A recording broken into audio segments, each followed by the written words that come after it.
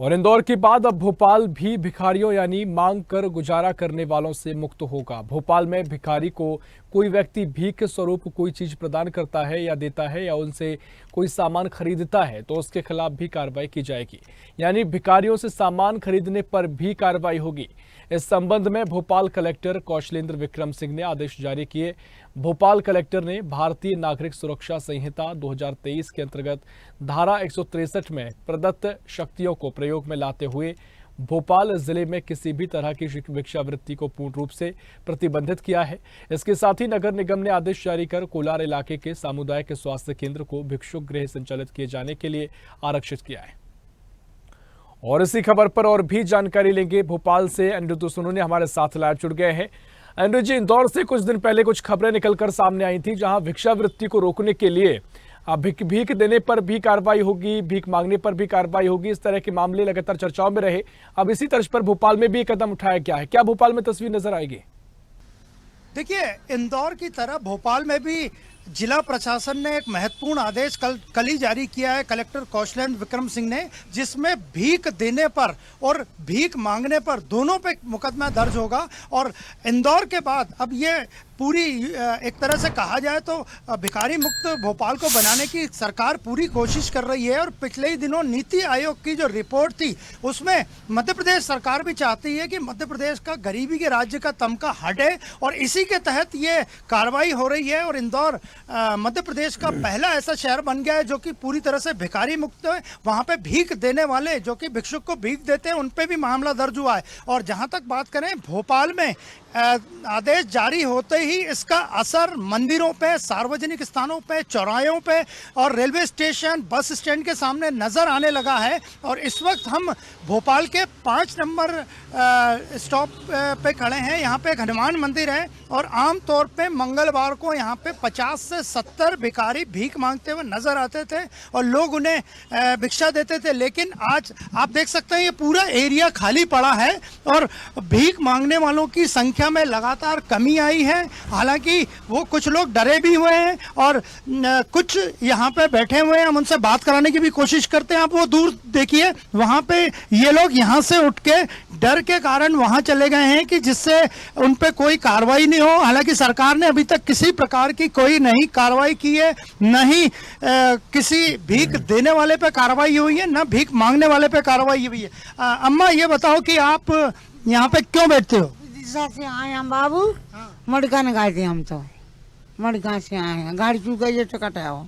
तो आप अपना गुजारा भी नहीं, आप भीख मांग के गुजारा करते? नहीं, मन रहे अपने घरे और मार कर भैंसा ढूंढे सब आएंगे। तो आप फिर मंदिर के सामने क्यों आ गए हम तो दर्शन कर भी जरा। आप बताइए। कभी नहीं आए बाबू।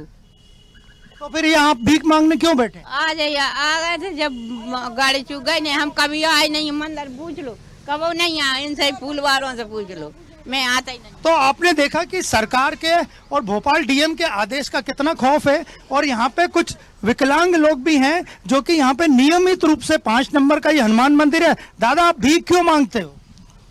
सुविधा मिल जाए तो अपने को नहीं मांगेंगे भीख। हमको कोई रोजगार दे तो हम नहीं मांगेंगे। कलेक्टर साहब ने एक आदेश निकाला है, तो आपको लगता है वो सही है? मुझे नौकरी दे तो हम नहीं करेंगे। हम सक्षम हो, हमको धंधा करने के पैसे देते हैं, वही कर लेंगे हम। यहाँ कुछ ऐसे लोग भी हैं जो कि हट्टे कट्टे हैं, स्वस्थ हैं, फिर भी भीख मांगते हैं। हाँ, मांगते हैं ना। बहुत से अच्छे कट्टे लोग हैं, नशा करते हैं, ये पार्क में बैठ के पीते हैं दारू लिया भीख मांग के, उनको ज्यादा मिलता है हम लोग से। तो आपने देखा, इनका साफ कहना था, ये आंख से इन्हें दिखाई नहीं देता, लेकिन इनका साफ कहना था कि सरकार ने ये जो कदम उठाया है वो ठीक है। और कई लोग, हम कुछ श्रद्धालुओं से बात करते हैं। आप ये बताइए कि भिखारी मुक्त भोपाल बनने का आदेश जारी हुआ है। बहुत अच्छा निर्णय है। मध्य प्रदेश सरकार का निर्णय बड़ा सर्वकारी है। ये कदम तो बहुत पहले उठाना चाहिए था, आज उठाया, इसका हम बड़ा स्वागत करते हैं गए। भाई भीख मांगना क्या, भीख क्यों मांग रहे?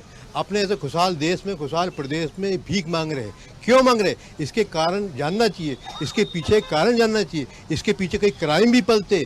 कोई ऐसे बूढ़े देखता हूँ मैं, कई मंदिरों में देखता हूँ भीख मांगते, कारण क्या? कई तो ऐसे प्रताड़ित होते जो परिवार से प्रताड़ित होते। आप ये बताइए कि क्या भोपाल में लगभग 8 से 10 हजार भिखारी हैं?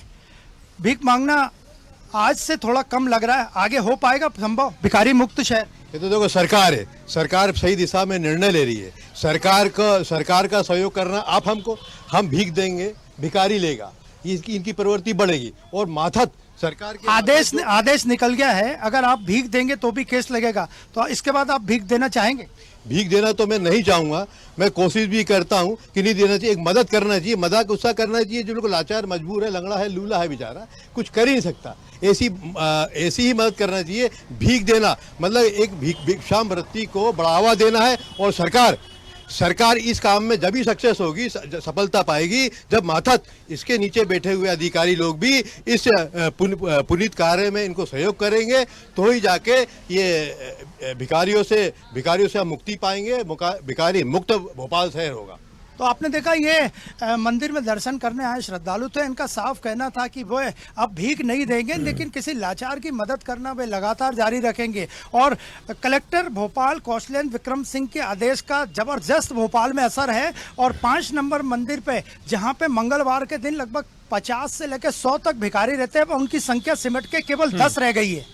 निश्चित तौर पर देखिए, वाकई में आदेश का अब असर देखने को मिला है। लोग वाकई में इसको लेके पहले सोच रहे हैं कि भीख देना है नहीं देना है, और कुछ लोगों ने जो आपने बातचीत की महत्वपूर्ण बातें कही कि उनको व्यवस्था कुछ की जाए, और साथ ही जो उन्होंने कहा कि मदद की जा सकती है लेकिन भीख देना गलत है। देखना महत्वपूर्ण, क्या तस्वीर आगे है। बहुत शुक्रिया अनुज जी आपका जानकारी साझा करने के लिए। ऐसी ही खबरों के लिए हमें लाइक करें, शेयर करें, फॉलो करें और यूट्यूब पर सब्सक्राइब करें और बेल आइकन दबाना ना भूलें। साथ ही ताजा अपडेट्स के लिए हमारी वेबसाइट स्वदेशलाइव.com पर जरूर जाएं।